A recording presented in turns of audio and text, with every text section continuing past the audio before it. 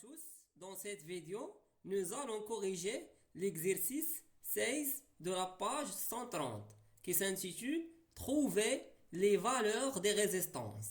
Alors, on lit l'exercice. Deux résistances associées en série sont branchées aux bornes d'un générateur de tension égale à 6 volts, comme le montre le schéma ci-dessous.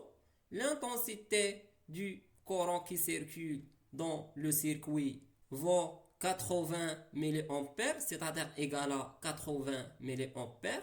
Lorsque la tension aux bornes de l'une des résistances vaut 2,2 volts, égale à 2,2 volts. La question 1.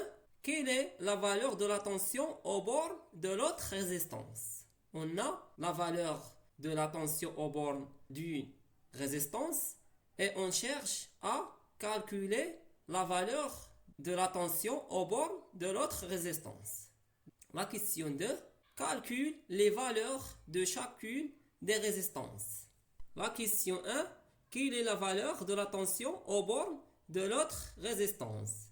Donc on a la tension aux bornes de l'une des résistances égale à 2,2 volts et on va calculer la valeur de la tension aux bornes de l'autre résistance. Donc on va appliquer la loi d'additivité des tensions. Dans un circuit en série, la tension aux bornes du générateur est égale à la somme des tensions aux bornes de chacun des deux pôles. Donc on note par UG la tension aux bornes du générateur et par UR1 la tension aux bornes du conducteur ohmique de résistance R1 et par UR2 la tension aux bornes du conducteur ohmique de résistance R2. Alors on traduit la loi d'additivité des tensions par la relation UG égale à UR1 plus UR2. Et on a, d'après les données de l'exercice, la tension aux bornes de générateur égale à 6 volts. Donc UG égale à 6 volts. Et on a la tension aux bornes de l'une des résistances égale à 2,2 volts. On suppose que cette valeur du conducteur ohmique R1. Donc UR1 égale à 2,2 volts. Alors la valeur de la tension aux bornes de l'autre résistance qu'on va calculer est notée UR2. Donc puisque UG égale à UR1 plus UR2, alors UR2 égale à UG moins UR1, application numérique, UR2 égale à 6 volts moins 2,2 volts égale à 3,8 volts. Donc la valeur de la tension aux bornes de l'autre résistance égale à 3,8 volts. La question 2 calcule les valeurs de chacune des résistances. Donc on a la tension aux bornes de chacun des résistances et on a l'intensité de courant qui traverse le circuit.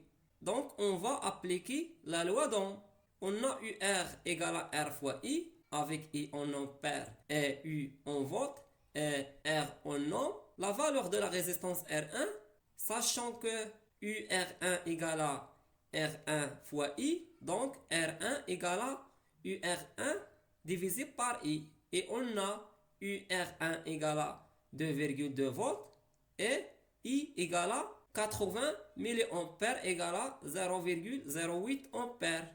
Application numérique, R1 égale à 2,2 volts divisé par 0,08 ampères égale à 27,5 ohms. Et la valeur de la résistance R2, on a UR2 égale à R2 fois I, donc R2 égale à UR2 divisé par I, et on a UR2 égale à 3,8 volts et I égale à 80 mA égale à 0,08 ampères. Application numérique, R2 égale à 3,8 volts divisé par 0,08 ampères égale à 47,5 ohms. Donc, finalement, les valeurs de chacune des résistances sont 27,5 ohms et 47,5 ohms. Et finalement, je vous remercie de votre attention et à bientôt.